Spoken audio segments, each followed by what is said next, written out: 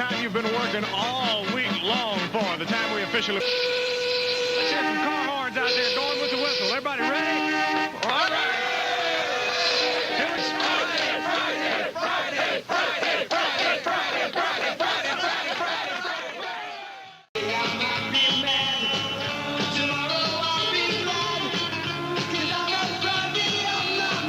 I'm butt naked. I know. Quitting time. I said it's quitting time. I was the foreman. I was the one says when it's quitting time at terror. Quitting time!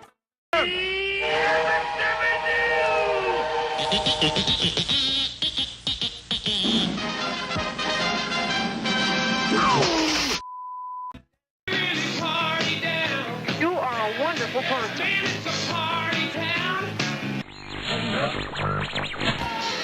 Friday evening, what a feeling, feel like singing.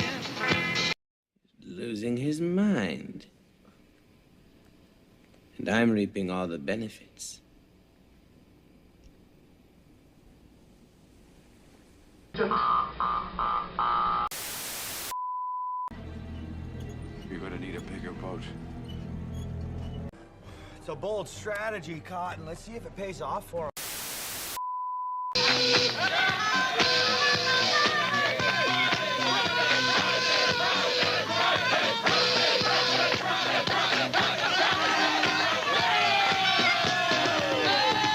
You gotta make the best of life while you're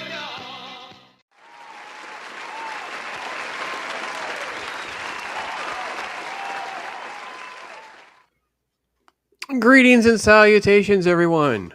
Welcome. Friday. It's been a long week, and hopefully we're here to give you a break from that. A little breather, have some fun, get ready for the Christmas shenanigans that are going on out there. And with me, this great guy. You should see him dancing in the background. I think he needed a little Friday love as well. He was grooving and moving. So I did my work here. Might have been done. I'm happy about that. So, yeah, that's good, man. You remember some morning zoo stuff from our youth, man? It was kind of a big thing. Oh yeah. I remember a lot of, especially the Saturday morning stuff, or during the week, right before school, Sesame Street, Zoom, the Electric Company, all that fun stuff. But I meant more like that radio morning zoo shenanigans where they're blowing the horns and they're doing all that kind of zany stuff. That's kind of what I based my intro on, was that sort of like the end of the week Friday shenanigans kind of thing. Yeah. I remember that. I also remember when TV would go off air and you would show the American flag and then the test pattern. Yeah, I know. Yeah, that was kind of fun. During our youth too, that was one of those things where, during the summer you could stay up till basically the TV would shut off. It was kind of a badge of honor, so to speak. So, well, hail to all you out there. Daryl's here. Great to see you, brother. And folks will keep rolling in as we kind of keep doing our thing here on this glorious Friday, my friend. But I'm glad to see you, man. Glad you're doing well. And we'll talk more Christmas stuff. I know we talk a little bit offline about this pretty regularly, to be honest, because it's kind of weird how the Christmas conversation never really quite goes away. It doesn't. And one of the ones that you've made a pitch for was, I'll let you start there, and that is Batman Returns a Christmas movie? Yes, it is. Okay, absolutely, it is. All right. So I actually just got done rewatching it for probably the 20th time about an hour ago. So, yeah. So not counting the credits, the movie's about 2 hours long. It's about 120 minutes long. In that 120 minutes, the word Christmas is spoken 12 times. So it's an average once every 10 minutes you hear the word Christmas. You see at least a dozen individual Christmas trees. Other Christmas imagery throughout the film, it's at least 20 times.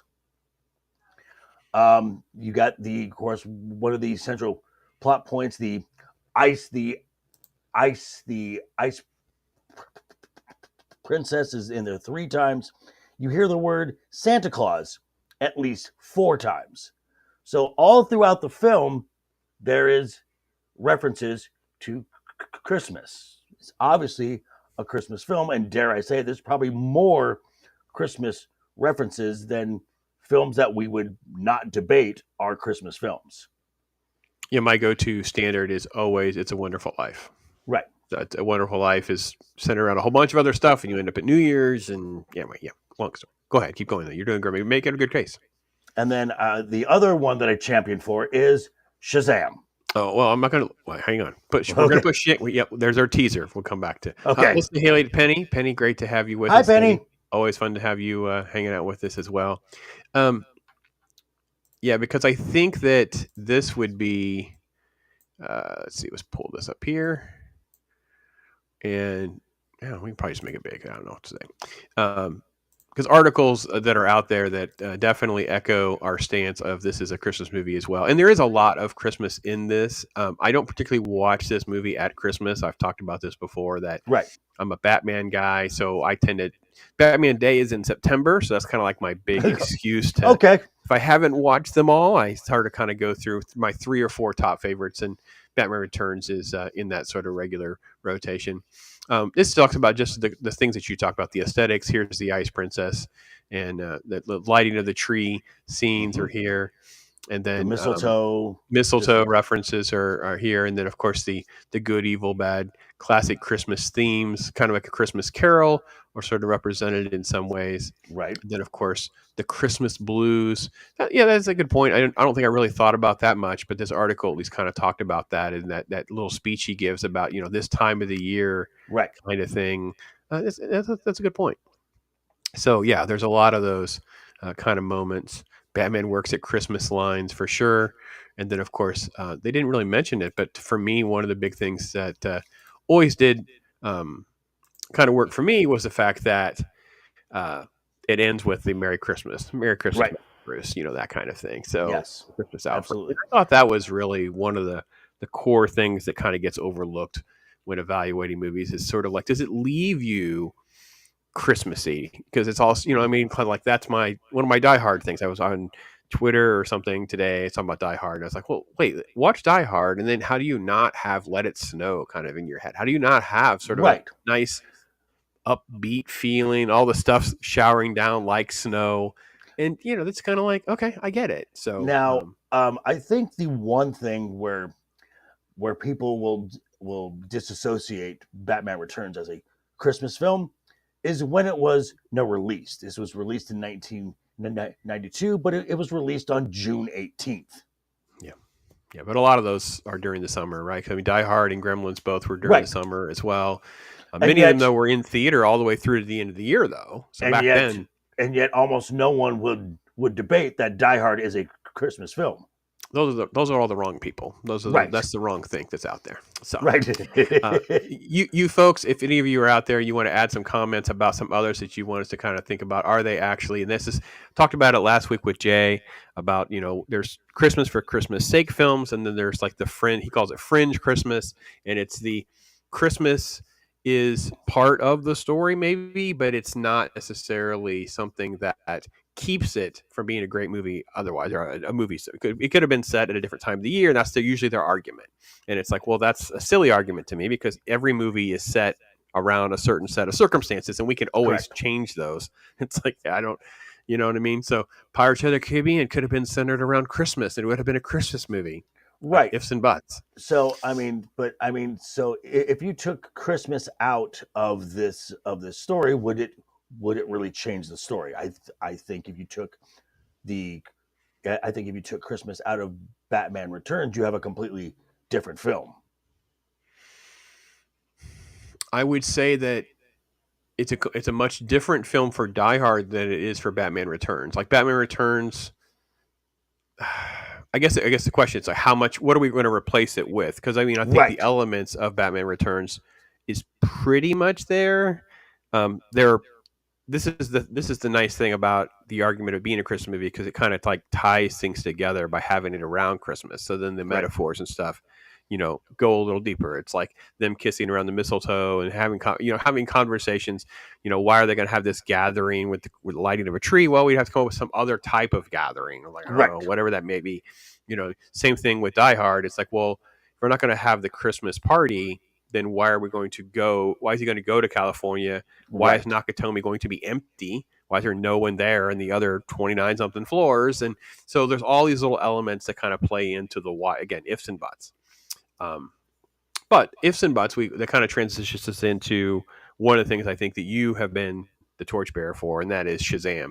Yes. So, because I watched this one, and I definitely have come away with a better appreciation for it within my Christmas seasonal time frame. But I also want to explain why I think it doesn't hold, why people don't associate it. So you go ahead and make your case for it. Well, again, like the Batman Returns, this was not released anywhere near the Christmas season. This was released on April 5th of 2019. So this is during the springtime. Mm-hmm. Now the movie starts off with the song "Little Drummer Boy," obviously a Christmas carol. I think it's actually "Do You Hear What I Hear?" Okay, yeah, okay, you're right. Now again, like Batman Returns, if you take the credits out, it's 2 hours. It's about 120 minutes. Now we get a definitive date as opposed to Batman Returns. There is a definitive date set in Shazam. It's during the convenience store scene, and Freddy pulls out his cell phone and says, "We're recording December 8th." So we know we're in the month of December in this film. Now, they've referenced the Philadelphia, the Winter Carnival, and this is referenced at least 4 times. You've got at least 3 dozen Christmas trees strewn throughout the entire film in various spots. Christmas decor, imagery throughout the entire film. You have wreaths in the dining room scene on the back behind. You see angels. You see a Christ figure. The little plastic elves that are on the porch, the holiday candles, carolers, Christmas lights, the whole thing. The mall obviously was decorated for Christmas on the walls, the windows, the whole 9 yards. There's at least a dozen images of Santa. And, the word Christmas is spoken at least half a dozen times. Yep. So, again, it's kind of central. And as far as the overall theme, which we see a lot in Christmas films, family coming together. Yeah, this is one of those Shazam is a Christmas movie, and they talk about how the springtime opening was a bit of a mistake. Mm-hmm. I always wondered if this has to do with the heyday of the MCU and scheduling, pushing it back out of the December month. What a radical difference this had been if it had actually opened in early December, in parallel with the story. Late November, one. Yeah, something like that I think would have made a big difference. Because for me, I think the biggest thing is I made a note that because it definitely starts off in a very strong sort of feeling that it's going to be a Christmas movie. Obviously, it starts with "Do You Hear What I Hear?" Little boy Thad's talking about the Magic 8 Ball present, going to see Grandpa. It's still some family type stuff. You're seeing family go wrong, so you're thinking, okay, this is going to be family go right, blah blah blah. But then the problem is the movie just takes like a hiatus from this. It does a whole bunch of story. I wrote down about 40 minutes where before we get to other Christmas stuff again, there's this massive gap with the storytelling and getting into the subway and meeting the wizard. And other than it obviously taking place at this time of year, there's not any real references. And there's definitely not anything that the normie can get their arms around as far as Christmassy type stuff. And I really want to say that I wish they had leaned into this as being a Christmas movie, because if they just replaced the music and the songs with Christmas songs, it would have kept you in the right vibe. And then you could have just had more of a, drive it home at the end with more like Christmas, Merry Christmas, my first Christmas with a family. These kinds of things at the end of the movie really would have drove it home. And I think this is I don't know, tell me what you guys think. I think this is the ignorance of Hollywood, knowing how to market and keeping the beat and knowing how to stay relevant. Like why would you not try to be relevant every single year? Right. You know what I mean? Like, why would you not want to do something that could be a tradition? I think maybe part of the spring release is I don't think the Warner Brothers had a lot of faith in this film. I mean, I personally love this film. It's I get nice warm feelings right at the end. But I think we're releasing it in April. That's kind of a dead month for films. But had you released this mid-November, like right before Thanksgiving, would have helped it. Yeah, that was one of my biggest things for sure. I really want to go to. I made a note of the when Savannah attacks the board, and it said dark sequence there with the reception and the elevator and all that stuff.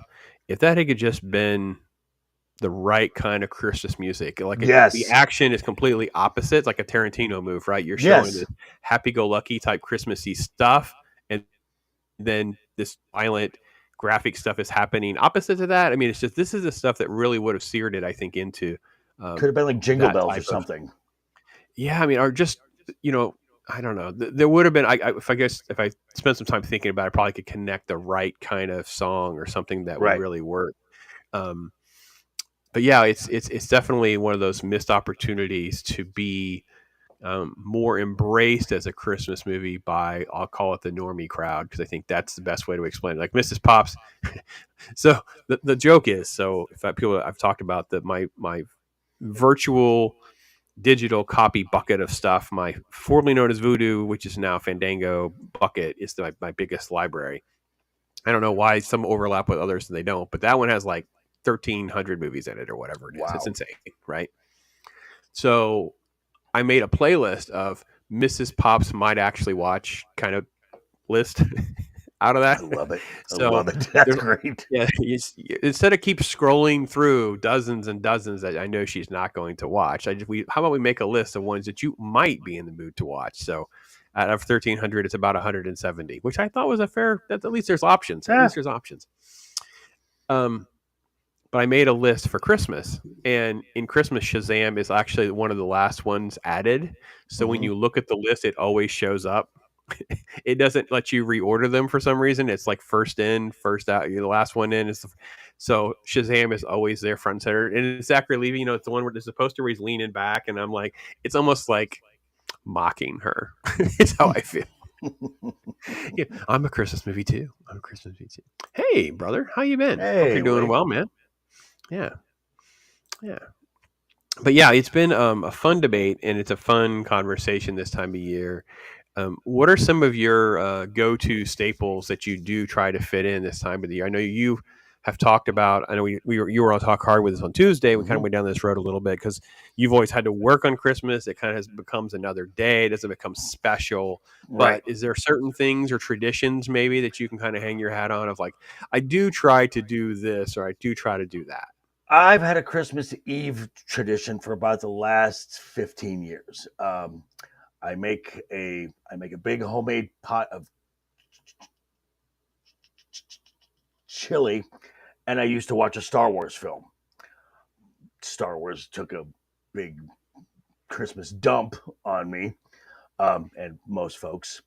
So I've kind of replaced that with Lord of the Rings, or if ever there's a series that I get invested in, that I will watch that film series. But generally on Christmas Eve, you'll find me watching all 3 Lord of the Rings films, the extended cuts, back to back to back. Yeah, that's good. That's interesting. That's a 9-10 hour commitment. So that's worthy. That's worthy. I don't really usually do those back to back anymore. I usually spread them out over the course of like 2 weeks. Like I'll do one, have a couple of days off. I just, I'm not opposed to doing it. No, I don't know that it would work. Yeah. So, but yeah, it's been interesting to kind of dive into this season here on YouTube and kind of looking at things, because I've done a lot of Christmas videos in the past. Like, do I really want to do, and do you want to kind of keep repeating yourself about certain things and trying to find that avenue? I'm having a little technical. I'm still getting used to the EV Mux software. I'm trying to transition away from StreamYard, which is not always as user friendly as some of the things that you're used to. You know how it is. Like if you're used to something, that's what you're used to, right? Well, I am now. I mean, because I just started streaming. I just started hosting my own show like 6 weeks ago, and I have the StreamYard free version, so I don't have all the bells and whistles. So I'm very content being very simple. Yep. Anyway, so I thought I would share because I did a quick little walk around. I thought, well, with Joker, we'll do this really quick. Yeah. So we did a little. I did a little. Oh, it doesn't blow up at all. We'll have to make it big. There we go. Okay. So just walked around, just talking about a few things. I thought because I didn't. That's this was just an impromptu thing because they weren't here, so there was no major award real... you got there. What's that? That's a major award you got there. I do have a major award. It's out front and center. The lid to my gift there says it is fragile. So so the lid there, and of course that's my the Chinese restaurant. I think I zoom in on the Chinese restaurant a little bit there. So yeah, it is fra ra ra. It is Peking duck. Yeah.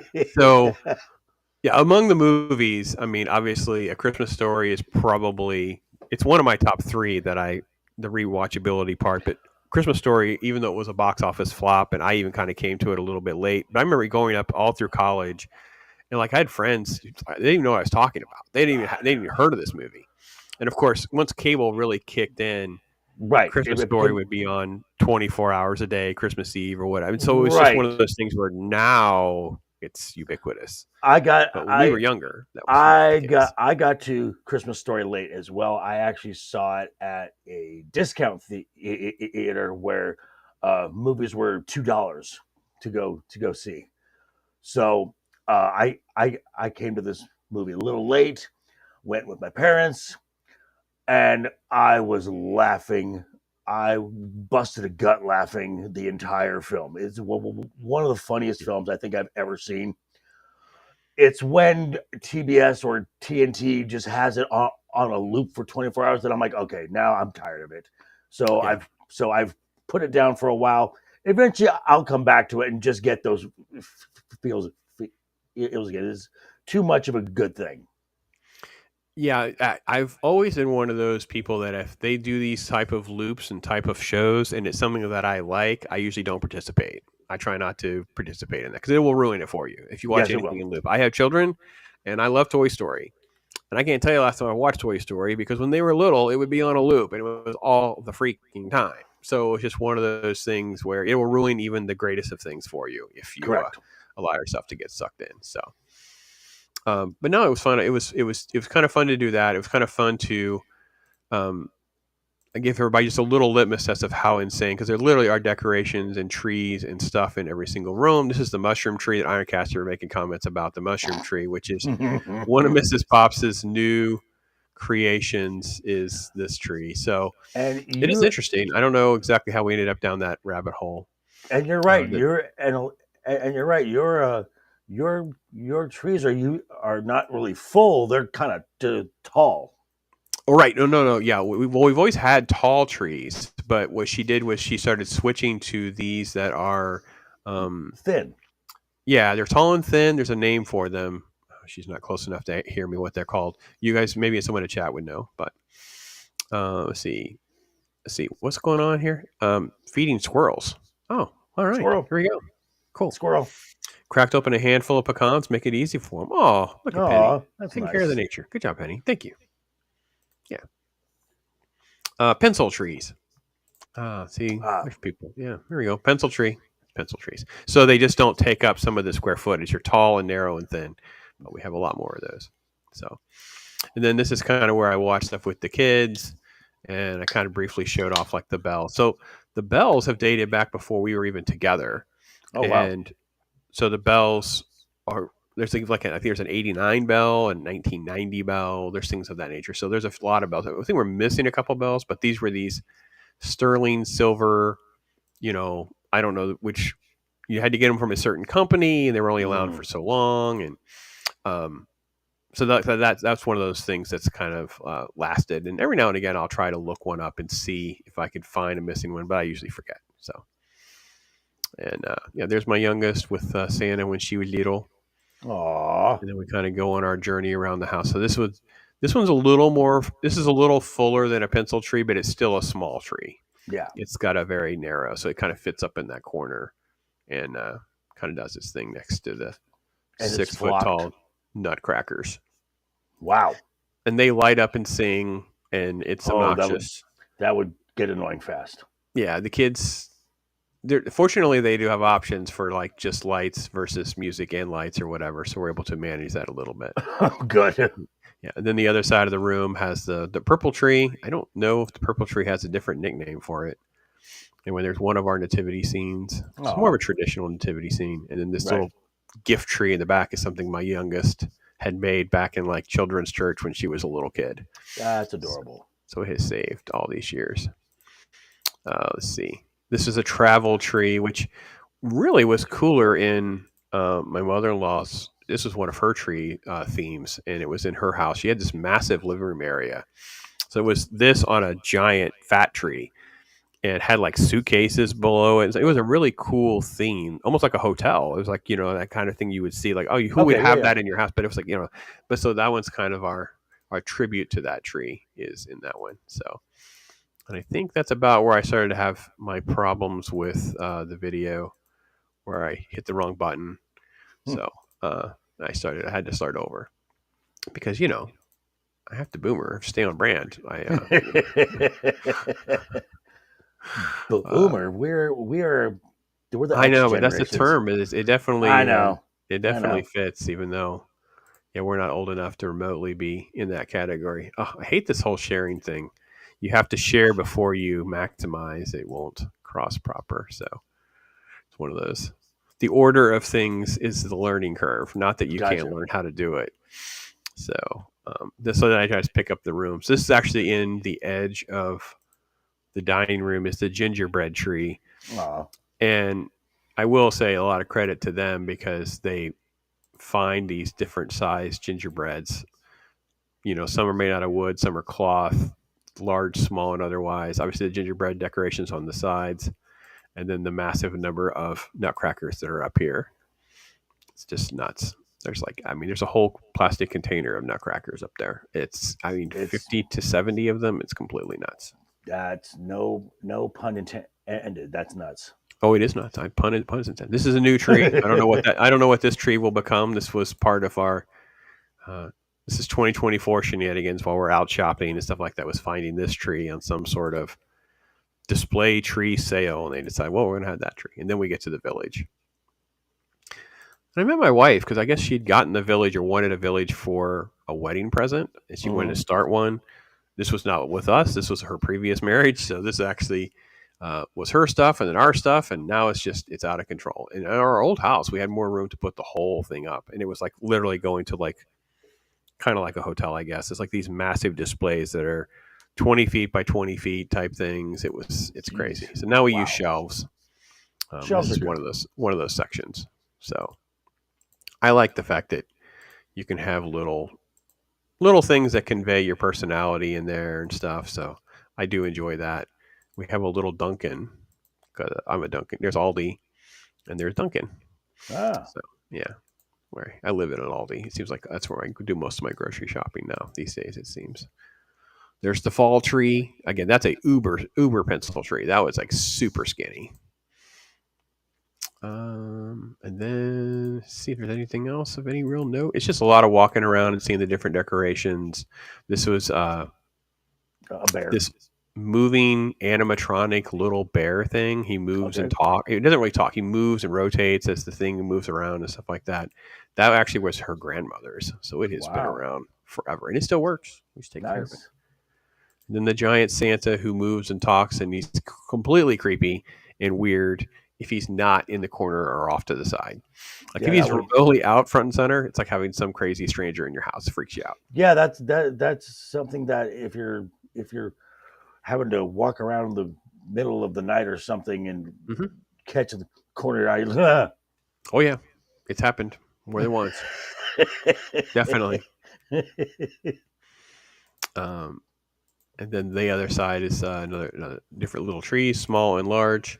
This is the one that I shared on our community tab. There's a photo of us learning about grandbaby number 7 coming next year. So these are the little ornaments on that tree Aw, that are announcing that. And then this is where Ironcaster he grandbaby, had sent. grandbaby 7. Wow. Yeah, grandbaby 6 came this year on election day, and grandbaby 7 comes next year. Oh, I'm truly, they got the Pops as their name. They named me. So there's the little ornament that Ironcaster sent us, a goat. Okay. Little mountain goat. So he's there amongst the other farm animals and such. And then again, this is all Christmas Village on this side of the room. Wow, that is And wild. Mrs. Pops is crazy. There's stuff everywhere. Now this year we aren't really having anyone at our house this year. It's kind of a lower stress type situation than most years. So it's not strung with lights and stuff like it can, the lights that go up inside of them, right? Right. So it's no reason to go through that much I think extra I saw a house that had like a Christmas train set that went through different rooms and whatnot, and yeah, that is wild. And that would be my dream if I could do that. We have a train. Actually, we have multiple trains, but they'll, you know what I mean. Mhm. The problem with our train is it takes up so much square footage. You have to spread it out so the track can operate properly. Right. And again, full disclosure, I have a massive Disney section, which we haven't put up in the last 2 or 3 years.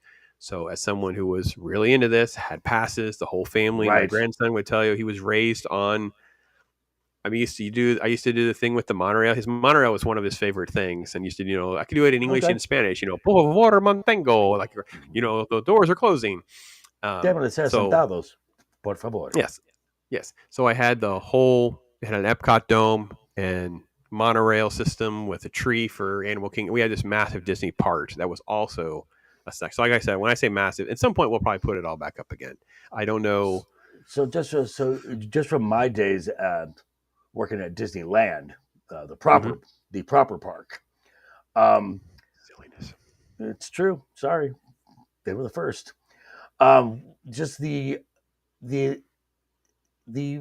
time that it takes to get that transitioned from normal decor to Christmas decor is literally 8 hours. It's 8 hours. They get that. I don't know what that crew does.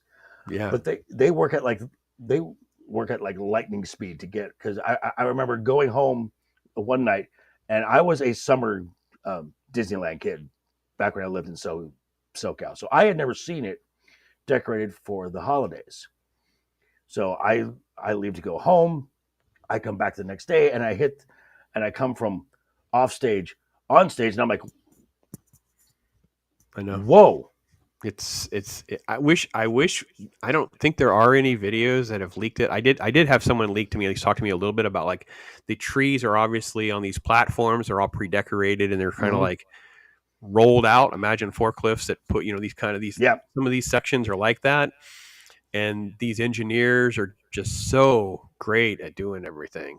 I don't know. It is really, really, truly extraordinary. It's one of the things that I miss about going there, is really just this level of intensity that isn't really compared to anyone else. Right. So fantastic stuff. So let's see. Hey, Mike, how you doing, brother? The Comic Relief Crusader has an absolutely amazing channel. Great stuff. I'm gonna be doing a video. Mike is the second person who's talked about the James Bond comments. Probably someone is talking about shouldn't be a female James Bond story and that kind of stuff. So I'm going to do a video that's going to be a little different, so I don't sound like I'm echoing. Anime Night did it. And Mike has something. So that's and actually somebody from the Bond world saying that, I'm like, okay, that's a refreshing take. I agree. And Video Tasties in the house. Ho, ho, ho. Merry Friday the 13th. Yes, it is a Friday the 13th, which doesn't get talked about much when it's in Christmas. It's kind of funny how when it's in December, people don't even really acknowledge much about Friday the 13th. Nope. I'm going to try to connect with Video Tasties. We have like parallel universes, Joker, to the stuff that we like. And he does a lot more physical media type stuff, which is truly amazing. And I believe he had a recent conversation with the director of Jingle All the Way, which we did a talk hard on. So that was kind of cool to have a little showtime with somebody like that. So that's cool. You mean that horrible Arnold Schwarzenegger film? It was one we had an interesting time. Poor Squeaka endured. So that's all I'm going to say. Okay. Well, I mean, I mean, the saving grace of that film is Hartman. So, well, I mean, there are moments that I'm perfectly honest about, and how much I actually do enjoy. And when Arnold's talking about, put the cookies down, it is truly spectacular and amazing. So, oh yes, Jane Bond, and yeah, my take on my video is basically like Hollywood has a big James Bond problem. It's beyond just that. I'm going to try to go through 3 or 4 or 5 reasons why I think this is an IP that's got a real massive problem on how to move forward. right. So, yeah, but that was everybody out there. So, yeah, it's been a year. So we're getting close to the end. I'm only got a couple of talk cards left. I'm going to be doing a show next week for Friday. I'm going to be doing bad Christmas. Ooh, So wow. Santa Claus Conquers the Martians. And I love that film. That film I was didn't great. say it's just they don't have their own appeal. Right. Like, Santa versus Satan, the Santa Claus from 1959. This, like, what kind of crack were these people on kind of thing? I get it, what? right? That's a thing? Oh yeah, I mean, it's called Santa Claus, but it's 1959's version. It's Santa versus Satan. It's completely nuts. I think it's also in public domain. So if you haven't seen that, it's out there. I'm sure Tubi has some of these. I'm sure it does. And Josh is going to be on with me, Project Storytime, and then Ryan Roger Athay will pop in with his new. I don't think he's seen or knows anything about any of these. So make sure to see how somebody who's never been exposed, like, what's their first impression to the insanity. Because I think the one that Josh had brought up, and I said, well, I'm not watching it again, but we can talk about it. He did with Eris on her channel, and that was the Santa Claus's Christmas Circus, and it's a clown named Wizzo. I think it's the Kansas City market, and they just made a Christmas special, and it is god awful. It's uber low budget TV budget from the 1960s, so you can imagine how bad it is. I mean, it's not like. Is it worse than the Star Wars holiday special? The Star Wars holiday special? Yes. Is it worse than that? Well, I think the Star Wars holiday special has a certain of laughable charm for me that I sadistically have exposed myself to extensively, thanks to Troy Pacelli, who watches it every single year. We went through the deep dive. I remember Boba Fett's first appearance saves it from being an absolute complaint. But just the ideas of this musical variety show has outdated. It's like it doesn't work for anyone. Like, it's just such a. It's just by the time we were teenagers, no one was doing variety shows anymore. It was like a dying thing. Like, by the time we were kids when this was done, like the late 70s was the end of these type of musical variety shows. And I always point to Scrooged, right? Because Scrooged is one where that's the type of show he's making in the movie, right? The Scrooge version he's making in the movie is like a musical and all this other shenanigans. And I'm like, that's the best thing that people usually have seen, have no idea what we're talking about. Right. We talk about these musical variety shows. Which is kind of sad, because I've watched I was watching some old clips of Tim Conway and Harvey Orman from the Carol Burnett show, and I'm dying laughing. It is absolutely comedic gold. Just them, just them trying to get each other to break. Yeah, and I think the thing about that era, especially Carol Burnett, is they were able to get people also to guest on there and be completely insanely fearless, which is really hard to see. Like, you don't get that as much. You see Saturday Night Live has just gotten away from that. But that was the thing. It's like, if you could just get it back, and every now and again you'll find a guest and they'll do a skit that kind of it's okay. But I'll never forget this one, because we started watching Carol Burnett episodes. Mrs. Pops and I we have a box set of them all. It never gets old. Yeah, Lucy and Carol Burnett are like just the gold standard. And there's a Ricardo Montalban episode.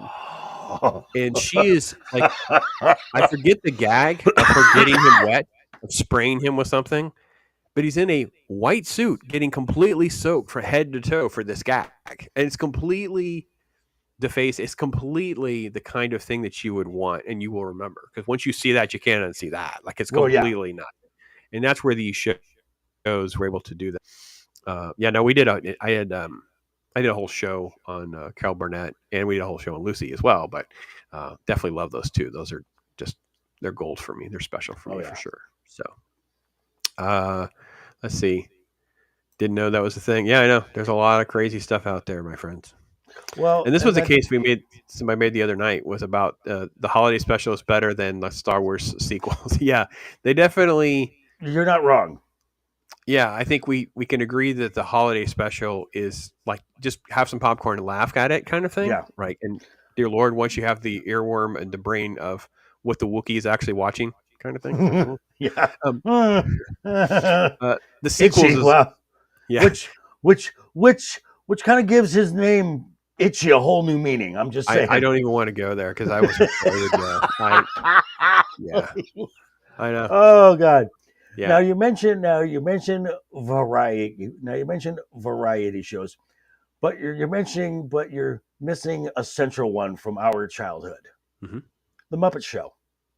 Yeah, the Muppet Show didn't take even with my kids though. They love the Muppet movie. Oh God. So my kids loved the Muppet movie, the Muppet Christmas Carol, and they loved the new Muppets, the new Muppet movie, not the second one, just the first one. So they had like 3 or 4 things that we could kind of get. Treasure Island, the Muppet Treasure. So they had 4 or 5 things they'd watch with Muppets. And if we went to the theme park, they liked the Muppet things. Okay. And they all had their favorite Muppets. But when it came to the show, really, they would tune out. I cannot figure out why.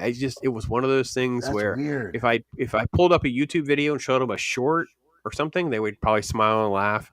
And I haven't exposed the grandkids to it yet. I'm trying to wait till they're a little bit older to hope for a better. Because I just know from, I think you might agree, as we have aged, Waldorf and Statler are like the funniest thing ever. I need to get some Waldorf and Statler clips. That needs to be part of. Make a note of that now. There you go. I'm making a note right now. I mean, yeah. What was it? I saw a clip. Don Rickles was on the stage, and that's a great start right there. And Waldorf is heckling him, and it's just hilarious. Oh man, especially Don Rickles, the master of like insult comedy, right? Oh, so yeah. Just the idea of having him do things. I couldn't agree more. Muppet Show was so integral into the stuff I watched. Like I don't remember missing, and it would be on reruns. Watch them again and again and again. The Star Wars, the Mark Muppet Hamill, Show. yeah, that was super super good. I don't even think I own all of it. I think I wonder if I can find a complete series set or something. It's a Disney thing is the problem because I don't give them money, so I need to find that in my secondary market search to make that. And then justified. The only other one that I truly remember, I remember the Star Wars one because of course Pigs in Space with Star Wars, you have to have that.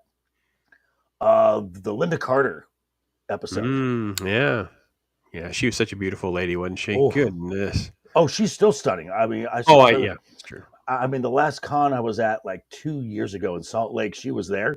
Stunning. Yeah, absolutely she's stunning. Beautiful lady. Mike agrees about Carol Burnett and brings up Smother Brothers. Wow. That's a new reference. Yeah. There you go. Yeah, all right. Yeah. I didn't watch Smother Brothers too much. It wasn't really as Hee Haw was big in my house. People loved Hee Haw. So that was kind of like that was kind of a thing. Yeah. Yeah. Well, it wasn't my things, but those were things. So well, hey Greg, how you doing, man? As long as you your kids love Muppets, I guess a show for your older generations, especially as they wouldn't recognize the celebrity guest. No, it just didn't. Possibly. Maybe that's part of it. It just for some reason it just didn't grab my kids. But I'm hopeful. So there's always hope. Yeah, and then I danced around it earlier. No, I'm very confused. Like this. So, I see what you're saying. Okay, so with the EV Mux, when you go to add a clip, it has like a bucket of clips it can pull from. But unless you've put it in this stream, they're not there. So I went to go look for. I went to go look for a clip because I was going to add one for you, and then I'm like, where is Arnold? Like I'm confused. And then here's the Arnold. cookies. The cookies.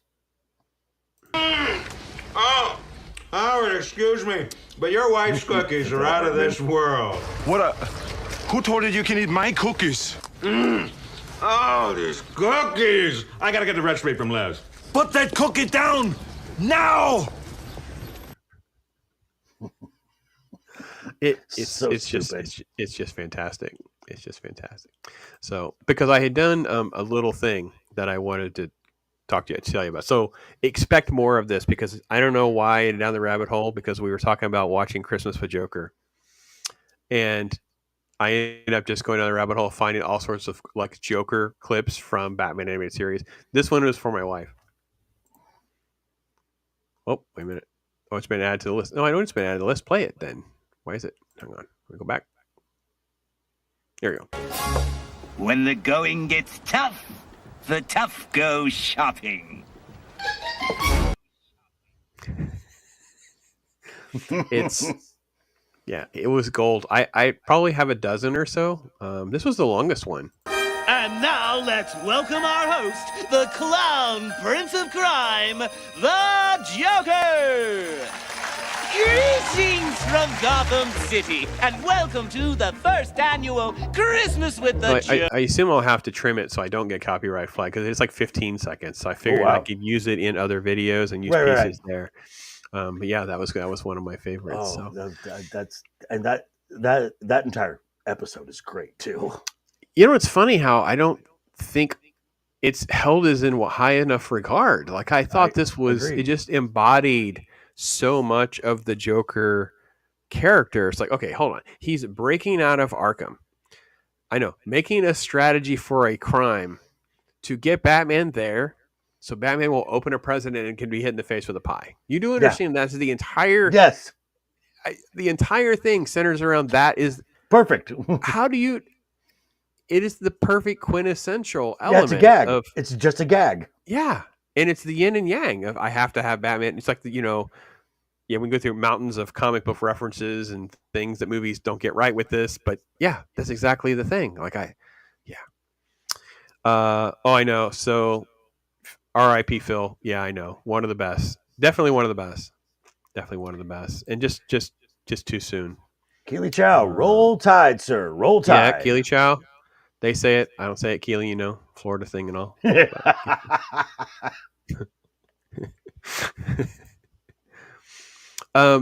The Phil Hartman thing is interesting. I've listened to some Rogan recently, and he talked about Phil Hartman and how when he was on News Radio with Phil, how Phil would never calm down or relax because he was still used to that Saturday Night Live, dog eat dog, sort of approach to doing comedy and whatever. And it took a long time for him to gel and realize it's a family and the sitcom approach was completely different and whatever. So I think it's just interesting to learn more about that persona that we see, if that makes sense. Right. Yeah. Okay. So do you have is it just Joker Christmas is the best Batman animated series Christmas one in your opinion? There's so many great episodes of the animated series. The Joker Christmas obviously is a great Christmas episode, but we've gone on about the animated series and just we could. That's another entire show, practically. Sure. Talking about that. Because I was thinking about the Christmas episodes, and even though, because I watch Heart of Ice probably 2 to 3 times a year. That is such an amazing episode. Absolutely amazing. It is probably the best. I think Keely Chow's catching up and saying, yes, Batman Returns and Shazam. It's Christmas movie. Cool. Keely Chow, what is something that you think that people are kind of on the fence or they kind of bring up from time to time, things that are Christmas movies? So, because I have one that I've mentioned, I think, to Joker, but I actually kind of gone back to the well on of wait a minute. I'm looking in the chat, but I'm looking in the chat here. It looks like I've made some converts here with Shazam. Yeah, that's good. It's a good case. I think it's a fair case. I think there's people that have the weird Christmas movie lists and movies or whatever, and there's some on the list I don't think are fair, or are necessarily like I don't understand the concept. This one's called 2021 Bizarre. I think it's silly because it's clear that it's a Christmas movie. Krampus, for instance, I thought Krampus was a fun movie. I have a fine time watching Krampus. It's one of those, I'm not sure it takes itself too seriously kind of little horror approaches to Krampus. So it's all right. Right. Jack Frost, I thought, was in that. I think I said this on Tuesday during our Talk Hard conversation. It's in that long list of mid-Christmas movies that we watch every year where it's like, oh, it is what it is. It's pleasant. It's on. It's got a couple of moments. Michael Keaton coming back as a Jack Frost character. I like the Rankin Bass Jack Frost way better. Yeah. Oh, yeah. I'm not trying to hold a candle. Yeah. So again, this is what I consider, you and I talked about the mid, right? So that mid can be on. Yeah. This is the horror one, which I have not watched in forever. And then there's Surviving Christmas, which is the Ben Affleck one. Haven't watched it in years. Actually, I don't even. Actually, you know what I do for I myself, that for a couple years that I went back to as watching on Christmas are the Doctor Who Christmas specials. Okay, that's interesting. I know my daughter went through that phase where she was watching them like every year. So like she went through 2 to 3 years, and she was, because some of them are just wonderful, absolutely just wonderful stories that are told. Yeah, I wanted to go back to, and this is part of my problem with Disney owning it, because I want to watch some of the Simpsons ones. But yeah, this is what I was going to talk about on next week's show. I think I have not watched this since that era. So Santa with Muscles is the Hulk Hogan one. Yeah, crazy shenanigans indeed. Look how ridiculous. So yeah. Elf Bowling. Based on video, I don't even know what this one is. Never heard of it. Saving Christmas is this Kirk Cameron one. It's really it's considered like one of the worst reviewed of all Christmas movies of all time. It's like I think the IMDb score is like 2 or 1. Oh, God. Now, I don't think it's nearly that bad. He has sort of like this. It's sort of like lecturing the Christians about hating on like some of the origins of Christmas, or it's kind of just a weird take, and I don't think it lands with anybody. I don't think people that are not into the religious angle understand it. I think the church people don't like it. It just doesn't land well. And no offense to Kirk Cameron, but he comes across as very cringe. Yeah. Deadly Games. I don't remember this one. I'm sure I had seen it. I was looking at some of the pictures and it still didn't ring a bell. No. Grumpy Cat's Worst Christmas, which was a funny thing that happened during the dressing. I remember this one. I think the kids had it on one year, and I just kind of laughed that this movie got made. Audrey Plaza actually does the voice. So, you made a Christmas movie out of a meme. That is awesome. That's a great marketing move, man. Especially in the era where things can go on Tubi, right? Yeah. I mean, it'll just be there forever. I mean, just do it. Why not do it? Yeah, sure. This one I hadn't heard of. Anna and the Apocalypse. It's a musical. It's a musical zombie horror Christmas movie. I'm like, that sounds like a big pile of I don't care. Look at this nonsense. Yeah. The Nuttiest Nutcracker, like a kid's one, low budget CGI. Oh yeah. Magical Christmas Tree, which is supposed to be like a Wizard of Oz type thing. Life and Adventures of Santa Claus. This is the one that Ironcaster brought up on Tuesday. Christopher Rankin Lee. and Bass. It's an obscure one. That Christopher Lee inspired the wizard looking thing. Yeah. Some of this has got this. This is actually on my to watch list. I'm interested in checking this out. I've not seen this forever. Yeah. It didn't really ring. It kind of rang bells, but not. It's like one of those things I want to go back to. Holiday in Handcuffs is an ABC special with. I just laughed. The fact that Mario Lopez is okay. Okay.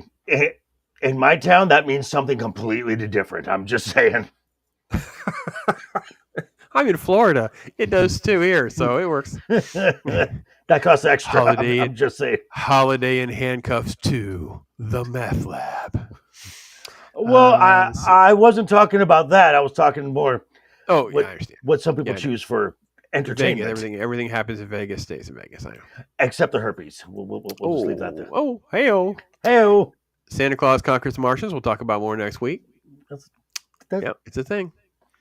I don't remember or know anything about this horror story. Rare Exports, A Christmas Tale. Don't know anything about it. This looks terrible to me, but it's maybe a foreign film, actually. And here's Santa Claus versus the Devil, sometimes just called Santa Claus. See, I didn't make it up. Here it is. Wild. It is nuts. And then Elves, 1989. It's this neo-Nazi horror film. It's completely nuts. And then Santa Claus and the Ice Cream Bunny, which I have to add to my list for next week because I had not done that. That sounds wholesome. I forgot about the Ice Cream Bunny. I can't do the bunny thing. The bunny thing is like there with clowns for me. Like it's a big no. It's a big no. Big fat no. So I guess I take it you did not like the Rankin Bass Easter specials then. When I was a kid, it was fine, and then I got dropped off the Easter Bunny's lap. Oh well, that might do it. That might do it. I've been teased ever since, and there are these pictures where these like 70s pictures of kids at Easter, and the kid with the rabbit looks like just an evil, demonic Donnie Darko type rabbit.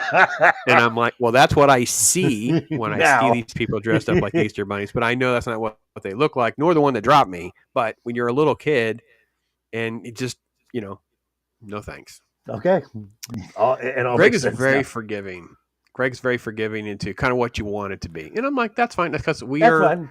Which interesting because on your last show you had mentioned the Harry Potter series that a lot of folks associate with that. Well, that's 8 films. Half of them were released in November. That might have something to do with that. Yeah, I think that every one of them. Well, I think most of them, not everyone. I think most of them have a Christmas sequence, right? The Christmas break, and Harry's there or not there. Right. They're very sweet. They're beautiful imagery as well with the snow and the contrast you see with their robes and their colors. Right. And I think also just the tradition, right? Right. And I think one of the weirdest ones. Go ahead. And I was explaining this to someone, and they're like, "Oh yeah, because they've got the scenes." And I'm like, "Well, yeah, because the film takes place over a year." Mm-hmm. So, of course, you're going to have like a Halloween or a Christmas or something of that nature. But I think your point's probably better taken is because most of them came out around a time where people would have seen them around Christmas or have Christmas-associated memories and things of that nature. I think this is, again, I'm going to say one of the weirdest ones for me has always been Sound of Music. I didn't get it, but it played on TV and it would play on cable at Christmas time. So people had it part of their like family traditions growing up and what have you. Didn't know that. Didn't connect for me in that way. Man. I get it. That's also an example of a film that I got saturated with, and I hate that film now. Absolutely hate it. Yeah, I'm not doing it. But this puts us into our term that Joker and I will say we are now officially Christmas inclusive. Like if that's your thing, man, Greg, we're with you, man. Christmas inclusive, man. It's knock yourself out. It's fine. We're way more tolerant around here than most people are. But as long as you don't crap on my my diehard love too much. Mrs. Pops is giving me grief about it all the time. And all I had to do was point out how little Christmas there is and It's a Wonderful Life. Yeah, but all right, that's fine. So I would also I actually, as far as like the classic Christmas films go, of course there's the It's the Wonderful Life. I personally, the original Miracle on 34th Street is just a timeless film. It's a beautiful film.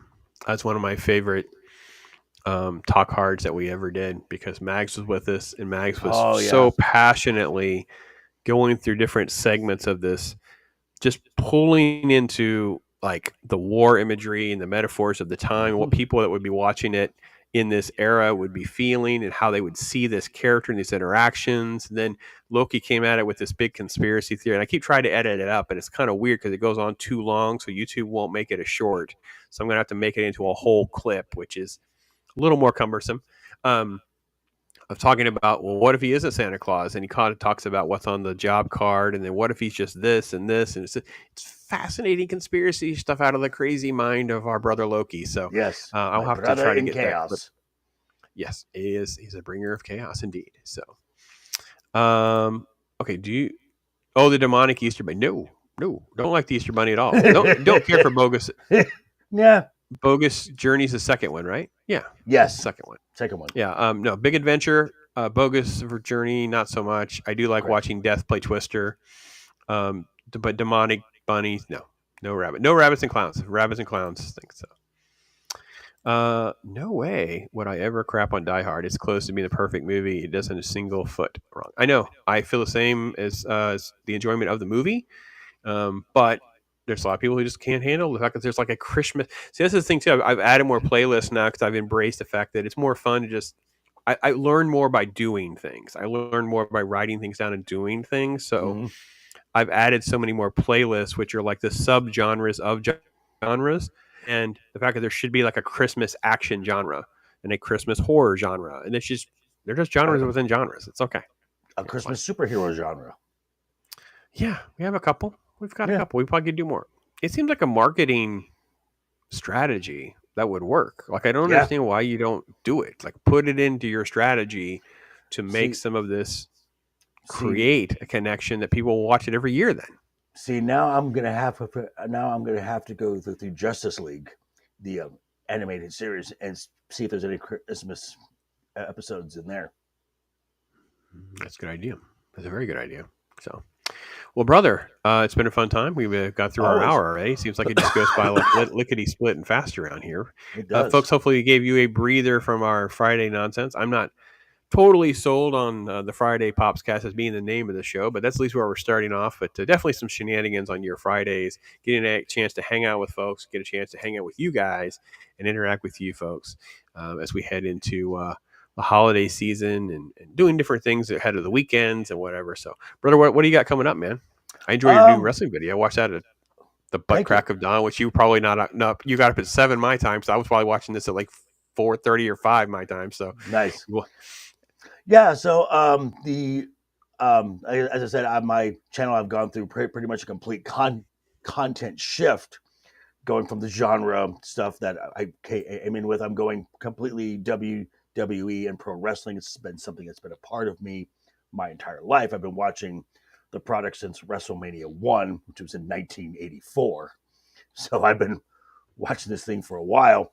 Awesome. The WWE this weekend is going back to the year 1985 with a network TV show, Saturday night's main event. So it's going to be a lot of fun. The card looks actually really good. I'm actually quite excited about this show.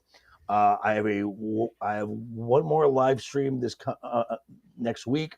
That is Wednesday night is overbooked with myself, Duke Devil 95, our good friend Matt, and Left Eye Ego, where we will be wrapping up the year 2024 for the WWE, and I'll be having content throughout up until the new year and beyond. So if you even have an inclining or would like to learn stuff about the WWE or just pro wrestling in general, because when Ego came on as a part of the show, he was a very casual fan, and he's really having fun learning a lot more of what goes into this performance art that is called professional wrestling.